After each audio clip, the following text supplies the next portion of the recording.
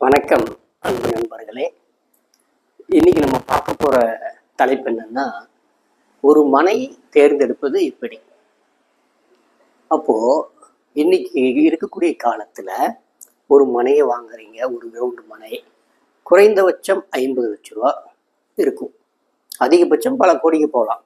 அப்போ ஒரு மனையை தேர்ந்தெடுக்கிறது நம்ம ஏதோ நம்ம சைட் பிடிச்சிட்டாங்க வாங்கிடலாம் அப்படின்னு நினைக்கிறதுக்கு பதிலாக ஒரு நல்ல வாஸ்து ஆலோசகரை அணுகி அவங்கள கூட்டிகிட்டு போய் மனையை தேர்ந்தெடுக்குங்க. எந்த திசையாக இருந்தாலும் பரவாயில்ல, அது ஆண்மனையா பெண்மனையா அழிமனையான்னு பாருங்க, சரிங்களா? அதே மாதிரி 3 பக்கம் ரோடு வருதா, 4 பக்கம் ரோடு வருதா, 3 பக்கம் 4 பக்கம் இருக்கக்கூடிய ரோட்டில் அது கடைசி சைட்டா கார்னர் சைட்டா, அதெல்லாம் தவிர்த்திடுறது நல்லது.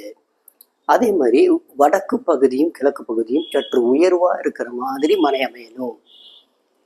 அதே நேரத்துல வடக்குல இருந்து வடக்கு நோக்கி ஏதாவது பெரிய மலை மாதிரி இருந்துச்சுன்னா அந்த பூமியை நம்ம தவிர்த்திடணும். இதெல்லாம் நம்ம பார்க்கறது இல்லைங்க. ஏதோ நம்ம வாங்கிடுறோம், சைட்டு பிடிச்சிட்டாங்க கிடைக்காதுன்னு நினச்சிட்டு இருக்கோம்.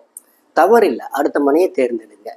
அதே மாதிரி அந்த மனை எப்போ பிடிச்சாங்கன்னு பாருங்க, அதோட வரலாறு என்னன்னு பாருங்க. அப்பதான் சல்லிய தோஷம் இருக்கானதான் நம்ம பார்க்கறதுக்கு உபயோகமா இருக்கும். அப்போ நமக்கு எந்த திசை இருக்குங்கிறது பிரச்சனை இல்லை, நீள அகலங்கள் சரியா இருக்கா, அளவுகள் சரியா இருக்கான்னு பார்த்துக்கணும்.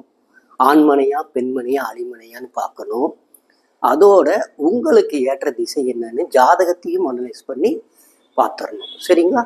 இந்த மாதிரி தேர்ந்தெடுத்து வாங்குற மனை நீண்ட காலம் நெடுங்காலம் ஆயுள் ஆரோக்கியத்தோட அமையும். அடுத்த பதிவில் தலைவாசல் எப்படி வைக்கிறது அப்படிங்கிறது பார்ப்போம். நன்றி, வணக்கம்.